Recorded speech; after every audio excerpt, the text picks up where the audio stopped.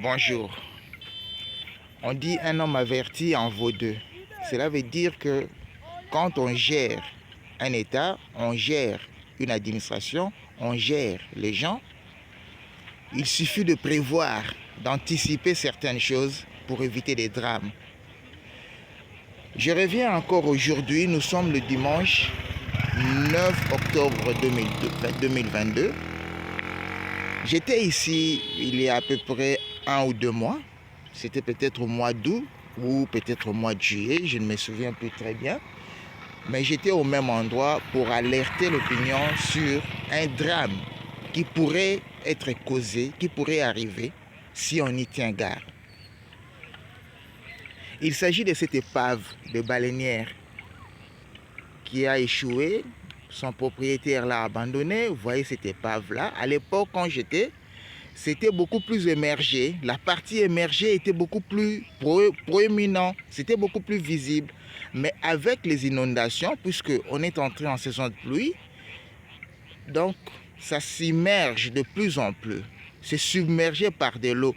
Et aujourd'hui, on peut encore le repérer, simplement parce qu'il y a une partie qui reste encore émergée. Mais après 2 ou 3 pluies, cet endroit sera inondé et puis ça va disparaître totalement sous les eaux. Mais ce qui est grave, c'est que nous sommes dans une voie de navigation, cette petite rivière. Vous voyez à côté, vous avez un petit port, si on peut l'appeler comme ça. Vous voyez les baleinières qui accostent. Et ces baleinières qui viennent de l'intérieur et qui passent par le fleuve, nous sommes sur la rivière Njili. Ces baleinières accostent, passeront peut-être par ici.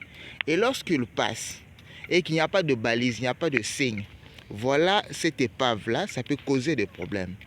Je reviens encore pour alerter s'il y a 1 ou 2 personnes qui peuvent m'entendre et si on peut prendre des mesures, soit pour évacuer cette coque de baleinière ou cette carcasse, ce n'est pas qu'une coque, c'est toute une baleinière, une embarcation en bois, ce que nous appelons chez nous baleinière, qui a échoué là et qu'on a abandonné. Donc, ça fait peut-être 4 à 5 mètres de largeur, non, 3 à 4 mètres de largeur, si on peut dire ça. Et puis de longueur, ça peut faire 15 mètres ou peut-être 12 à 15 mètres. Je ne sais pas, vous voyez, essayez un peu d'évaluer vous-même la longueur. Donc, lorsque c'est enfoui, et avec les inondations, les baleinières qui arrivent ne sauront peut-être pas qu'il y a une embarcation, il y a un tas de bois, un tas de planches qui gisent sous les eaux.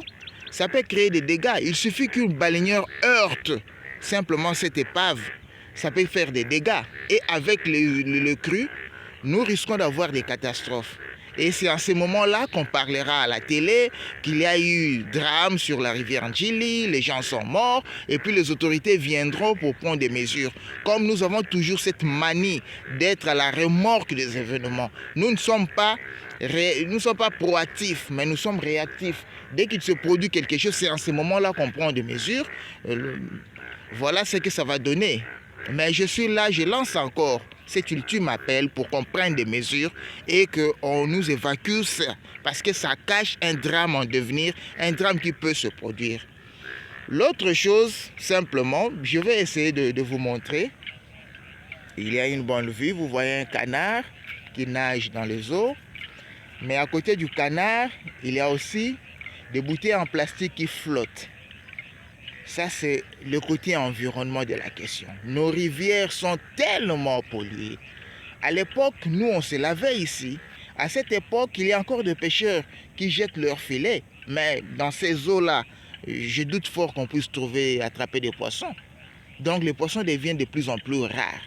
Les eaux deviennent de plus en plus polluées. Voyez tout ce qui coule, c'est que charrie la rivière. C'est toutes ces matières plastiques. Ça va déboucher où? Dans le fleuve. Et je ne sais pas si ça peut bloquer la circulation à un moment, parce qu'on raconte que sur l'océan Pacifique, il y a même des îles de matière plastique.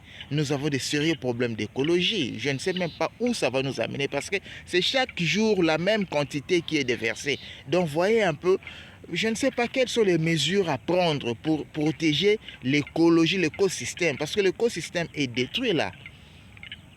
Et n'oublions pas que cette rivière Ndjili est aussi la source d'approvisionnement de la régie des eaux, parce qu'il y a une usine de captage d'eau. Il y a même deux, parce qu'avec les unes de Lemba-Imbu, c'est un peu plus en amont. Bon, là, il n'y a pas beaucoup de civilisation, il y a moins de pollution.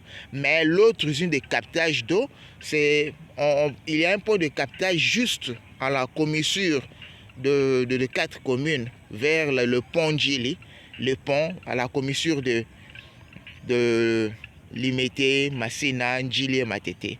Il y a aussi un point de captage. Voilà l'eau que capte la régie des eaux et qui nous livre parfois après mauvais traitement. Parce que lorsque vous voyez, il y a des moments où l'eau sort avec une couleur un peu bizarre, c'est que ça a été maltraité. Mais voilà l'eau qu'on nous livre. Voilà. Pour finir, simplement, pour rappeler, je reviens encore sur ce drame qui peut se causer, parce que ce drame en perspective, cette épave-là, un jour, ça peut créer des problèmes. Parce que quand il y a des inondations pendant la crue, les navigants ne savent même pas se repérer. Il n'y a pas de balise, il n'y a pas de signal, il n'y a pas de signalement. Le seul signalement, c'est cette épave-là qui reste encore émergée. Mais quand ça sera enfoui sous les eaux, il n'y aura aucun signalement. Seuls les connaisseurs pourront avoir la présence d'esprit de dire qu'il y a une épave qui a échoué là-bas.